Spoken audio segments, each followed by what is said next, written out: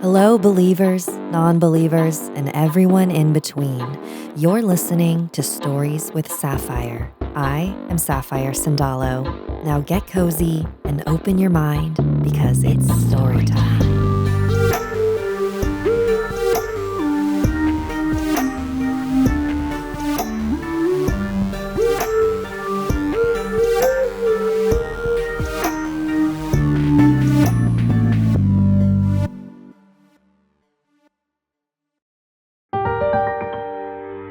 Not My Mother by Ivy.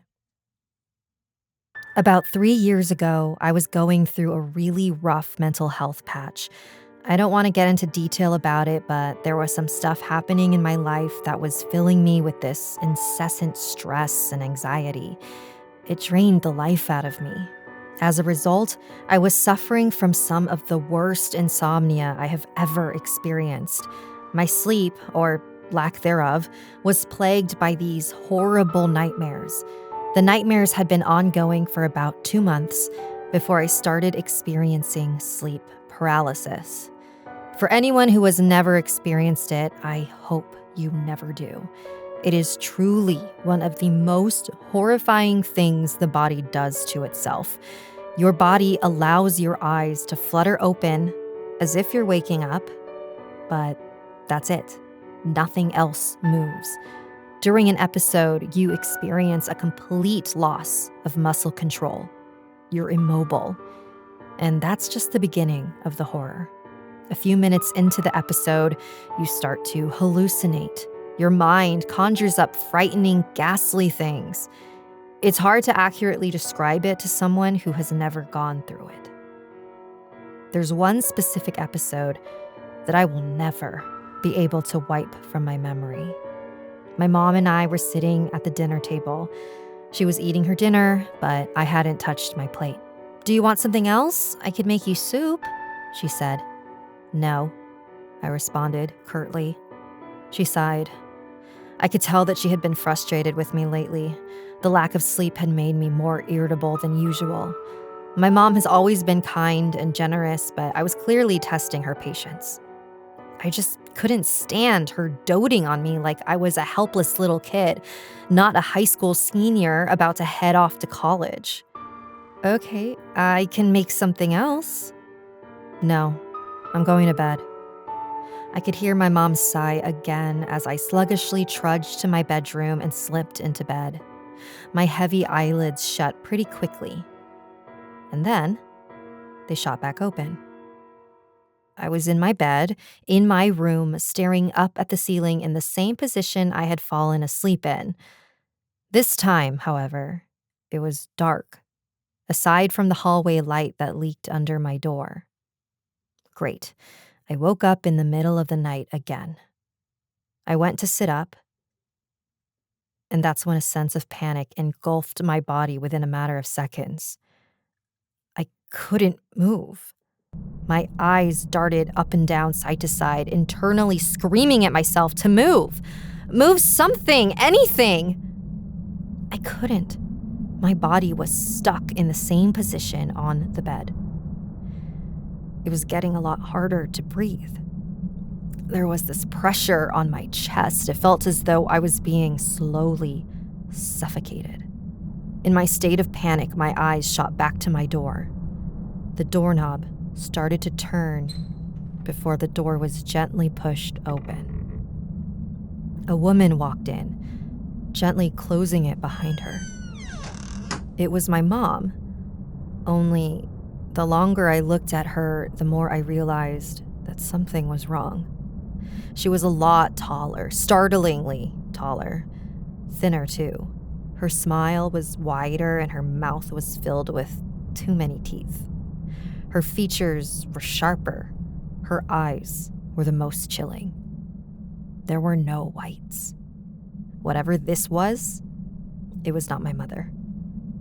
I lay motionless, unable to make a sound. The thing walked closer and closer to me and eventually sat on my bed, facing me.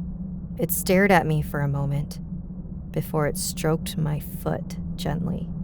"Let mommy make you feel better," it said. I wanted to pull away, but I couldn't. I had no choice but to watch as this thing grabbed my foot. It began tapping on my toenails. "I want to paint your nails." It grabbed my big toe and peeled the nail off in one swift motion. The pain was excruciating. Then it moved to the next toe and plucked it out one by one. It plucked my toenails off of my feet. I was in silent hysteria. I kept shouting, "Wake up, wake up!" But the words only echoed inside my own head. Once it had removed all my toenails, it scooted up on the bed closer to me. It grabbed my hand and began the grisly process all over again until every single one of my fingernails were gone.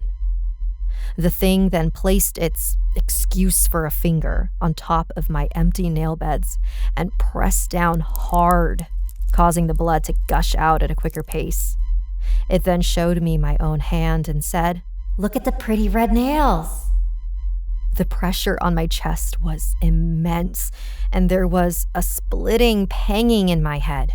Each breath of air I took in became smaller and smaller until I was no longer inhaling any more air.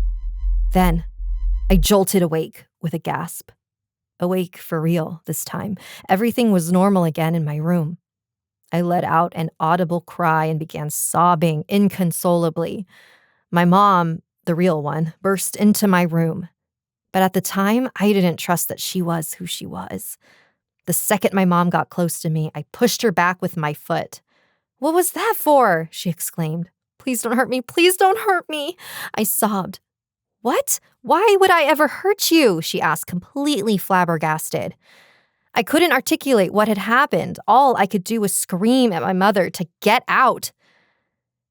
And I think something snapped in her that night, because she went from confused concern to utterly furious. "Look, I don't know what has gotten into you lately, but you cannot talk to me or treat me like this. Since you insist that you're an adult, you can take care of yourself the rest of the weekend. I'm going to stay at your grandma's." My mom left, making sure to slam the door behind her. I just sat there in the dark, catching my breath. I could hear my mom rustling around her room. A few minutes later, the front door opened and closed, and her car screeched away. The sun hadn't risen yet. I figured I would try to go back to sleep and call my mom in the morning and work things out. I laid back down, tears streaming onto my pillow. And that's when I felt something cold and wet by my waist. I sat up and looked at the sheets. There were drops of fresh blood right where my hand was. I examined my fingertips. My nails were painted. I took a sniff. They smelled coppery. I didn't have any time to continue pondering this mystery because my train of thought was interrupted by the sound of the doorknob turning. "Let mommy make you feel better."